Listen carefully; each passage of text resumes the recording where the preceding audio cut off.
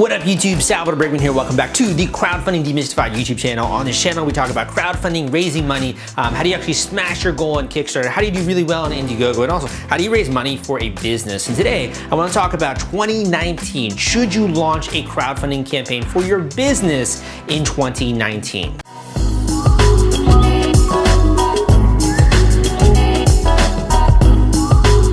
Now to clarify, technically crowdfunding could be for a project, could be an indie film, could be a music project of some kind, of publishing project. You can use crowdfunding for a lot of different stuff. And I kind of want to get into today some of the decision items if you should actually launch a campaign in 2019. Now when I'm referring to crowdfunding, I'm referring to Kickstarter or Indiegogo, raising money on one of these different platforms. You can do crowdfunding for a nonprofit, you can do it on GoFundMe, personal expenses, etc. I'm not going to talk as much about that on today's video. So the first thing is, if you are looking to raise money on Kickstarter or Indiegogo, the number one thing that you need is a prototype. You need a prototype before you go on Kickstarter or Indiegogo. And all the time I have people approach me and be like, hey Sal, I have this amazing idea, but I can't tell anyone about it. You have to sign an NDA. I can't actually show this idea because it's so great. I can't show this on a crowdfunding campaign or visibly on the web. But unfortunately, unless you have a prototype, you're not going to convince people that they actually are going to get something from pledging money to your campaign. Remember, the reason why people give money to crowdfunding campaigns is because they are expecting something from you.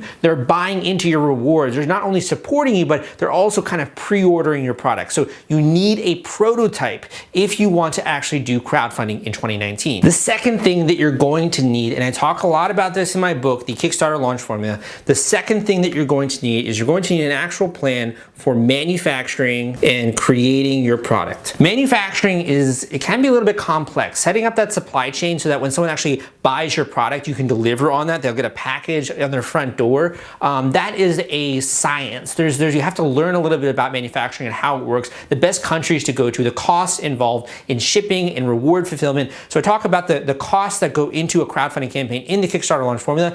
And this is something you're going to want to think about before you launch a campaign in the new year. The third item to pass your mind, the decision item of deciding whether or not to launch one of these campaigns is, can you actually have a budget? Can you actually set aside a reasonable amount of money that will go into the launch of this campaign?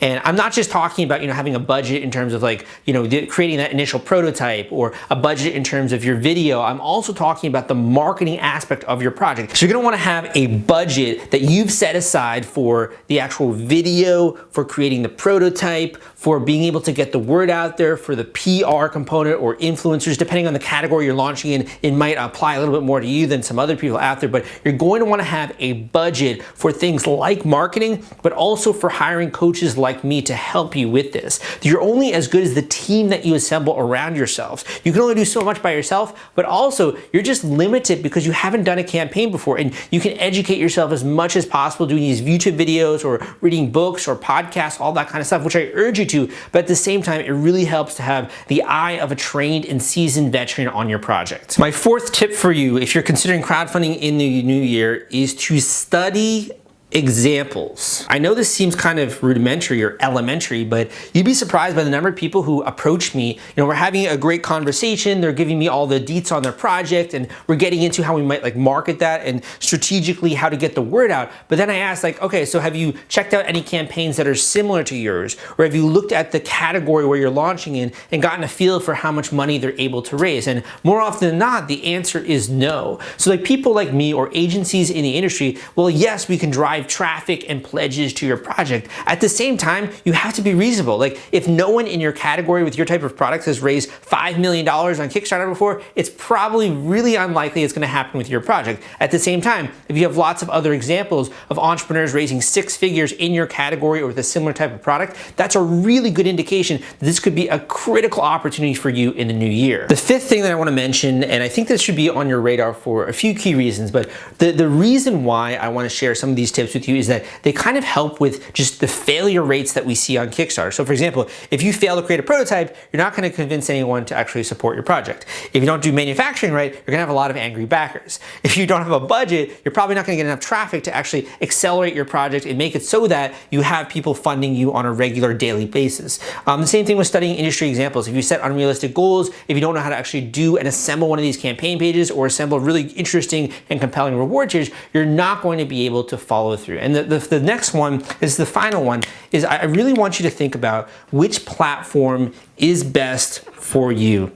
Now that platform could be Kickstarter, Indiegogo, or if you're in the the film niche, it might be something like Seed and Spark. And you might find out that actually none of these platforms are right for you. Maybe instead you're interested in doing like an equity crowdfunding campaign. An equity crowdfunding campaign where you're giving away equity, shares of your company in exchange for money, in exchange for fundraising. Usually that works pretty well with software projects. So you never know. I have another book out there on equity crowdfunding and also some great videos on YouTube. So you have to think about, where do you fit in? And I hate to say that because I myself, like as an author, as someone who likes to be original to a certain degree, I hate fitting into a category. But when you're launching a book, you need a genre. When you have a movie, if you want it to make money, it has to fit into a particular genre. The same thing with Kickstarter and crowdfunding. While yeah, probably your innovation or your idea is like nothing we've ever seen before, at the same time, it will fit into a category, and likely there are other examples out there. So make sure you study them,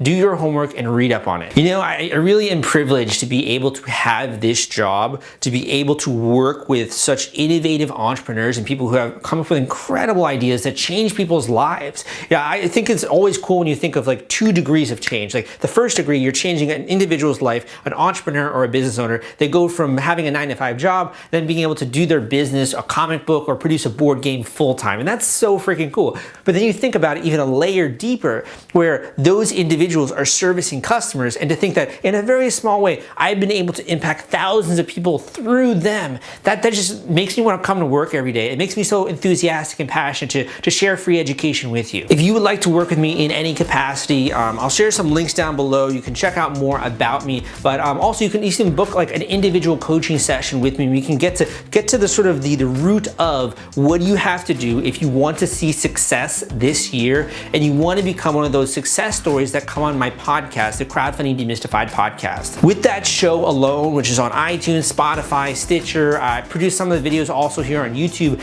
That show alone, I produced more than 200 episodes. Tons of entrepreneurs from so many different backgrounds, men and women, international and local, who have seen success with crowdfunding, and you can see the same. I hope you liked this video, and if you did, take a second to subscribe to this YouTube channel. Again, my name is Sal, and I'll see you next time.